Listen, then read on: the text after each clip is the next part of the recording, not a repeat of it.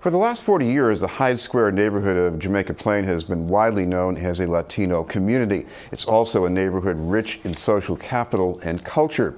Residents hope they can take that to another level with the official designation of the neighborhood as Boston's Latin Quarter. To tell us about the vision and upcoming events is our guest from the Hyde Square Task Force, the Manager of Organizing and Policy Initiatives, Vanessa Aguirreche Snow. Thank you very much for being with us, Vanessa. Thank you for having me. First of all, talk about the difference between what this was before and now that the City Council has made it officially a Latin Quarter. What does that mean? Well, so this idea of Hyde-Jackson Square as being part of Boston's Latin Quarter was an idea that came about maybe about 10 years back from the local business community there. Hyde Square has one of the largest concentrations of immigrant and specifically Latino Caribbean owned businesses. And so, they were thinking of creative ways in how to kind of market the community to potential customers as Boston's Latin Quarter. So like there is, the Italian North End or Chinatown that the local businesses would reflect the culture of the Latino community that's been in Hyde Square for so long. Hyde Square Task Force in this past couple of years decided we wanted to take this Latin Quarter vision. We wanted to expand the vision to not just being an initiative from businesses, but something that would engage the entire community by creating more events for artistic performances and expressions, different, expanding public art in the neighborhood as a way to kind of support our local businesses and attracting and appealing to a diverse set of audiences. Talk about the event you have planned for the Memorial Day weekend. This sounds pretty ambitious. Yes, so we are partnering with the Double Edge Theater, which is a theater company based out in rural Western Massachusetts. And they specialize in a very physical and interactive style of theater in which they make use of their natural landscape on a farm. Last summer, I took our youth theater program to their farm and we got to witness their summer spectacle. And it was the first time that they had decided to tell an original story that was based in one of their directors' experiences growing up in Argentina. And we thought that we were all blown away by the music, and even though we were in a community much different than our own, we could relate to a lot of the themes in the story. And so then when Double Edge approached us and said that they were interested in taking this story and putting it to an urban landscape, we felt that it was just a natural fit to bring it to our community, Boston's Latin Quarter. It's an interesting combination they've got playing, because this is partly carnival spectacle, but also cultural tie-ins. The great writers, Borges, Neruda, Allende. How do you do that?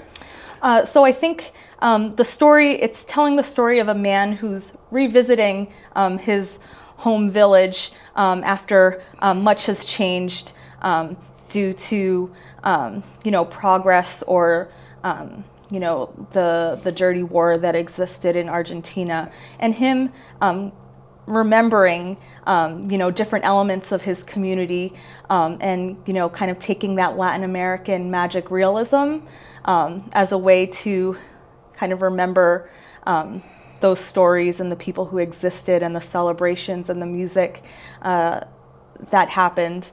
And I think this story speaks to a lot of themes that Latinos in the United States experience. They may never go back to what they considered once their home, or even if they go back, it's a lot different, but they'll always carry those magical memories and aromas and sounds with them.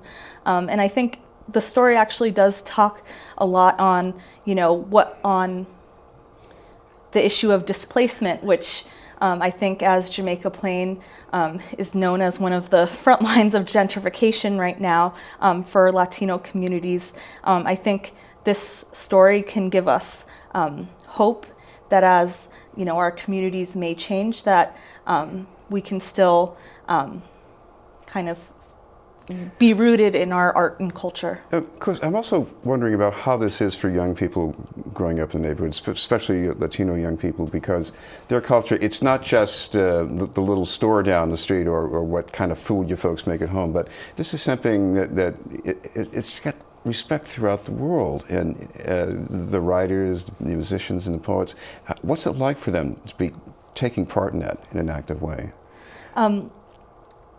Collaborating with Double Edge, we've been in intense rehearsals with them, learning the traditional folkloric music from Argentina, which actually is pretty similar to a lot of Afro-Latin music that you'll hear. So we have cumbia, we have candomblé, we have tango, and it's been an opportunity for our young people who study Afro-Latin music, dance, percussion, to apply their skills in a completely different artistic medium. And so it's definitely been pushing them, but then I think also it's been a really interesting way for our musicians and our actors and our dancers to collaborate in a way that we don't typically collaborate with each other. And so kind of having a way to plug in our different art forms with a world-renowned theater company, I think it's just, our young people have been pushed, but it's just been an amazing process. Of course, you also have this commercial base, which, as you hinted, is endangered, like the residential base, by gentrification. I guess if they become more of a magnet for people who want that mix of culture and Latino cuisine, then I guess that means maybe they'll have a better chance of being able to withstand the pressures?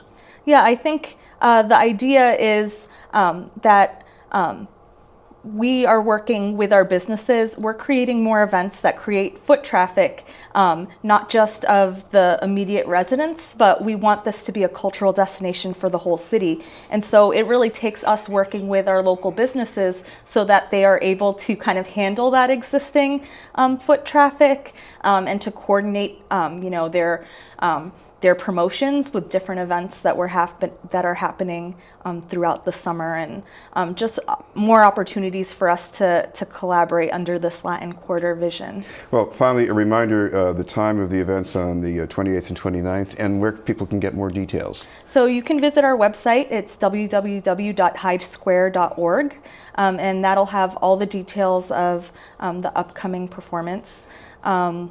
And yeah, the event starts at 7:30.